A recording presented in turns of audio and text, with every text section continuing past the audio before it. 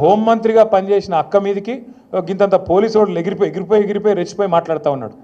నేను ఇలా పరిగి మాత్రమే కాదు, రాష్ట్ర వ్యాప్తంగా ఉండే కలెక్టర్లు, ఐఏఎస్ ఐపీఎస్ అధికారులకు నేను ఒక్కటే గుర్తు చేస్తున్నా, గుర్తుపెట్టుకోమని చెప్తా ఉన్నా. ఇలా మీరు పచ్చి అబద్ధాలు ఆడుతూ ఉన్నారు ఐఏఎస్ అధికారులు కూడా. మొన్న ఇక్కడ చూసిన నేను ఖైరతాబాద్లో ఒక ఐఏఎస్ అధికారి, ఒక ఐపీఎస్ అధికారి ఇద్దరు చిలక పలుకులు పలుకుతున్నారు. ఏమని? 10 ఏళ్లలో ఒక్క రేషన్ కార్డు ఇవ్వలే. కాంగ్రెస్ వాళ్ళు మాట్లాడినట్టు మాట్లాడుతున్నారు. నేను వాళ్ళందరికీ ఒకటే చెప్తా ఉన్నా, ఎక్కువ టైం లేదు, 2-2.5 ఏళ్లలో మళ్ళీ మేమే వస్తున్నాం. ఎవరైతే ఎగిరెగిరి పడుతుండ్రో,